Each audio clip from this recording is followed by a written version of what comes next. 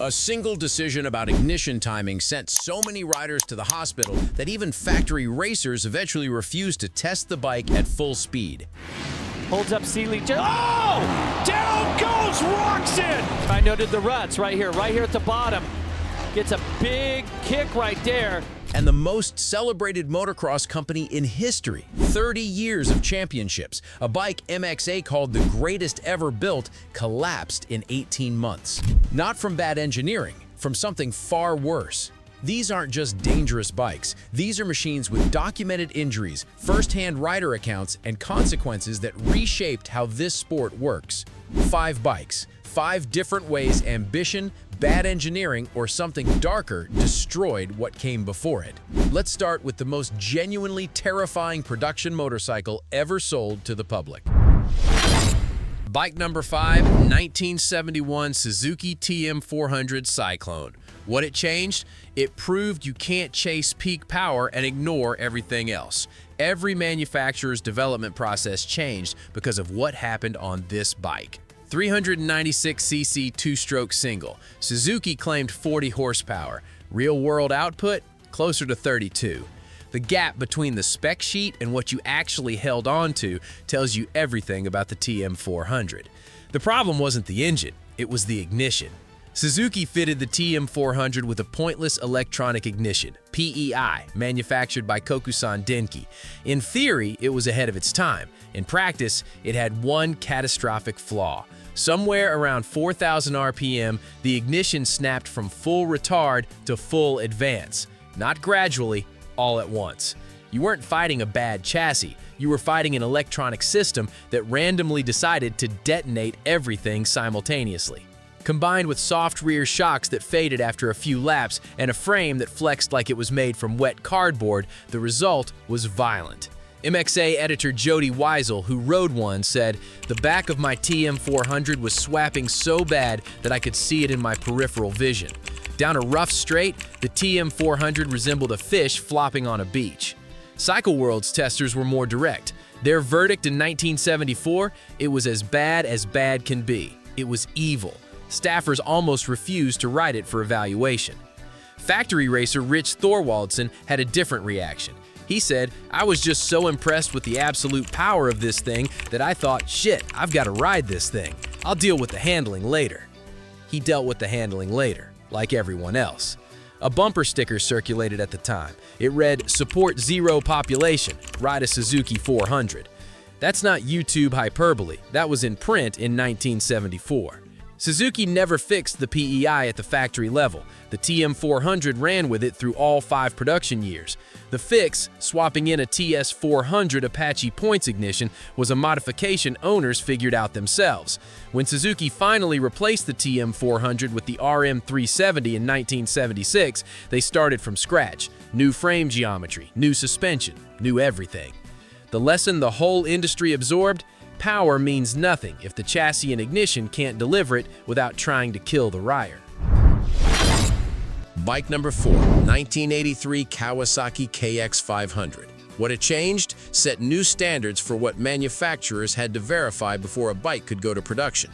You can't ship a motor that grenades itself. Kawasaki was late to the 500cc class. They skipped 1982 entirely, a full year off to develop something competitive. When the KX500A1 finally arrived in 1983, it looked right on paper. 499 cc's, air-cooled, best suspension Kawasaki had ever put on an open-class bike. The combustion chamber was wrong. Here's what that means in practice. Dirt Bike Magazine's Tom Webb tested it and published these exact words in their June 1983 issue. "A fuse looking for a light. Unrideable. Violent." That's not a mixed review. That's a disaster assessment. The engine ran so hot and detonated so severely that Kawasaki's own U.S. representatives had already retarded the ignition timing and richened the jetting on press bikes before magazines even got them, and it still grenaded. Here's the twist. The chassis was actually excellent, the best open-class suspension in the business at that moment, and it was wrapped around an engine that would destroy itself in a matter of laps. Kawasaki spent the next 2 years fixing what they should have caught before production. Liquid cooling arrived for 1985, a redesigned combustion chamber, proper power delivery, and in 1986, the KIPS power valve system made the KX500 the first power-valved 500cc production bike in history. By 1986, it was a dominant machine. By 2004, after 22 consecutive years of production, it was still the most powerful motocross bike ever sold. But the 1983 model showed everyone what happens when you rush an engine to market without verifying it can survive its own combustion. Bike number 3, 1985-86 Honda CR500R. What it changed? Defined the outer limits of what a production motocross bike could be. The 500cc class died in 1993. The CR500R is part of why. 491 cc's, liquid-cooled for the first time. Honda solved the detonation problem their air-cooled model had. Around 60 to 64 horsepower at the crank, 222 pounds dry, and a power delivery that Cycle World tested and described as violent low-end power delivery, requiring total commitment from the moment you crack the throttle. Their January 1986 test put it plainly. The 86 CR500R is the most serious, best suspended, best handling, fastest, easiest to ride open-class motocross bike we've tested to date. But they also wrote, the CR can be an unmanageable brute. It's simply too tiring for the average non-pro to handle all that horsepower all the time. Both sentences are true simultaneously. That's the CR500R.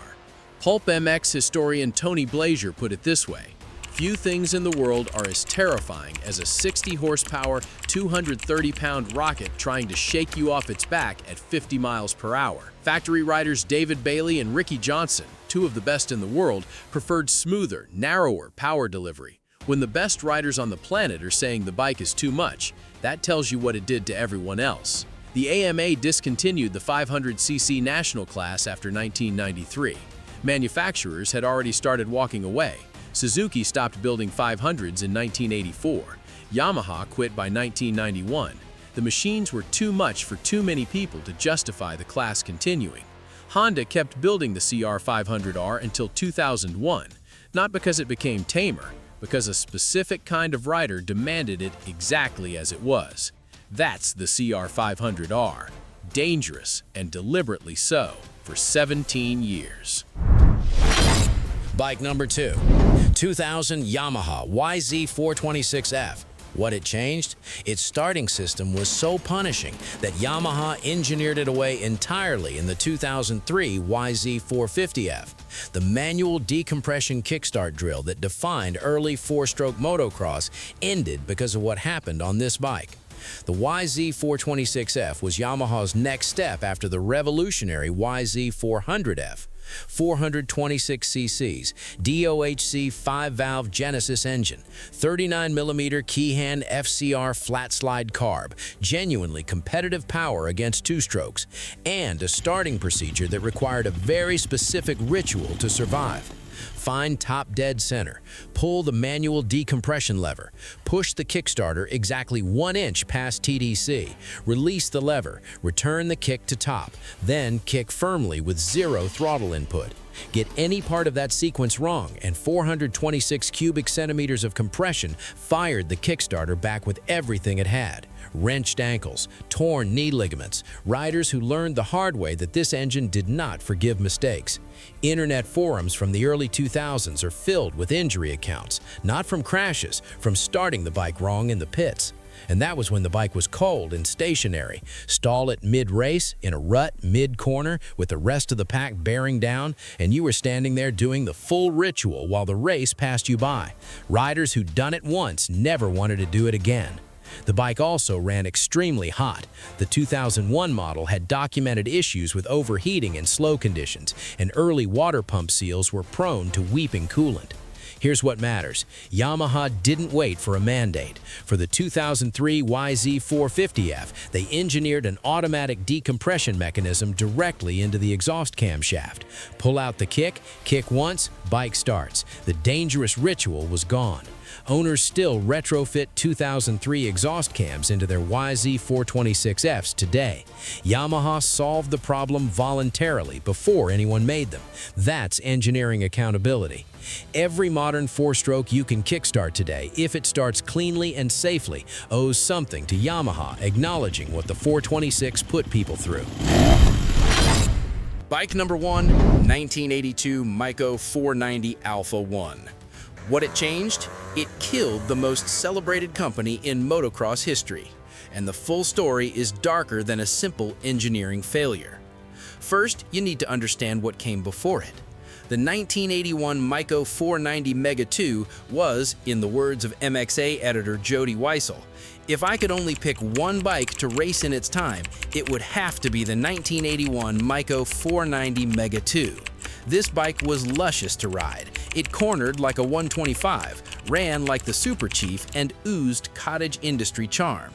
Rick Simon at Dirt Bike magazine, "The finest, fastest, best-handling open-class motocrosser we've ever ridden." It outsold all Honda CR models combined in 1981. Maico had been building championship motorcycles for 30 years. Their reputation was bulletproof. For 1982, they introduced the Alpha 1, a new rising rate monoshock design meant to keep pace with Japanese suspension development. The linkage geometry was wrong. The shock mounts didn't align. The shafts started breaking. MXA documented what happened, an unprecedented number of shock shaft breakages across virtually every 1982 bike sold. But here's what nobody talks about. The 1983 Spider model made it worse. Gearboxes failed. Rear wheel hubs cracked. A rider named David Dion Scott was paralyzed when his rear hub failed. Investigative reporting by Rick Simon later uncovered something chilling. Receipts from heat treater Moore and Lopez showed the gears received only half their required heat treatment. A memo from a tax consultant outlined a strategy for forcing bankruptcy so the company could be acquired cheaply by insiders. The Maico Braco nickname had existed since the 70s, a jab at the bike's fussy maintenance. In 1982 and 1983, it became something else entirely. Maico GmbH filed for bankruptcy on May 10, 1983. Lawsuits from injured riders, including paralysis cases, killed the American importer network almost overnight. The dealer network collapsed. Bikes sold for fractions of their value. When Jody Weissel called the 1981 machine the greatest bike ever made, he wasn't exaggerating. And the story of what destroyed it isn't just about bad suspension geometry. It's about what happens when the people running a company stop caring whether the bikes work. That's what made Maico Braco into an obituary. 5 bikes, 5 different failures, one common thread. The TM400 taught the industry that electronics and power have to be developed together. The KX500 proved you can't ship an engine that destroys itself. The CR500R showed where the outer limit of rideable performance actually sits. The YZ426F made starting a bike its own design problem, one Yamaha fixed. And Maico proved reputation means nothing once you've lost the faith of the people buying your bikes.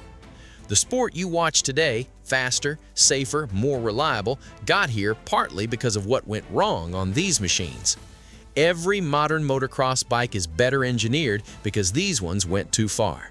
If you rode any of these or watched someone else find out the hard way, drop it in the comments. Every era has its horror stories. I want to hear yours. Hit subscribe if you want more motocross history. There's a lot more where this came from. Ride safe.